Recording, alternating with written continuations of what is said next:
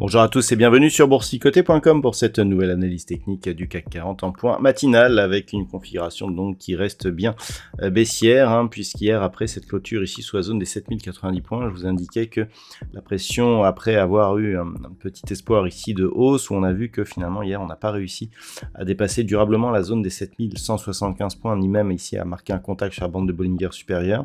On est revenu donc sous cette zone et on s'est stabilisé ici sur une zone ici intermédiaire proche des 7050 points. On a ouvert avec un petit gap baissier ce matin, gap qui a rapidement été comblé, mais on se stabilise donc durablement sous la zone des 7090 points, ce qui laisse planer, je dirais, une possibilité de poursuite du mouvement baissier en direction donc du prochain objectif qui a été approché de très près à 7015 points. Au niveau des indicateurs techniques, eh bien, nous avons une configuration qui est plutôt assez partagée. Au niveau des histogrammes du MACD ici, eh bien, c'est assez hésitant. On avait un retour de la baisse hier, mais finalement, eh bien, c'est en train de s'équilibrer. On est toujours dans la partie inférieure de la zone d'évolution. Au niveau du RSI, eh bien, c'est relativement neutre. On est dans la partie inférieure. Donc là aussi, c'est légèrement baissier. Donc au niveau de la configuration, clairement, il va falloir attendre un petit peu de voir ce qui se passe ici sur la zone des 7090 points. Au niveau du palmarès des valeurs, eh bien, nous sommes dans une configuration donc qui est légèrement... alors on est neutre au moment de cette analyse, mais par exemple au niveau des plus fortes hausses, on retrouve des valeurs comme Edenred qui a beaucoup souffert hier, plus 1,59%, Danone plus 0,6%, Total Energy, Sanofi et Pernod Ricard sont sur des hausses proches de 0,5%. Au niveau des plus fortes baisses, on a Worldline qui perd 2,09%, Téléperformance moins 1,33%, derrière Kering, Hermès ou Capgemini sont sur des pertes proches de 1%. Donc ce qu'il va falloir surveiller aujourd'hui, cette zone des 7090 points toujours.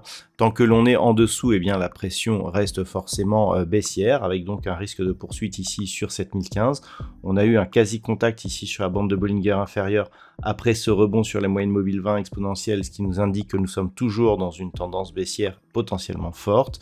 Donc je dirais que l'invalidation pourrait se produire en revenant durablement au-dessus des 7090 points, mais surtout en repassant ici au-delà des 7205 points, point haut que nous avions eu ici lors de la dernière séance de la semaine dernière, puisque par rapport ici à cette zone de point bas, eh bien, un nouveau point bas a été inscrit.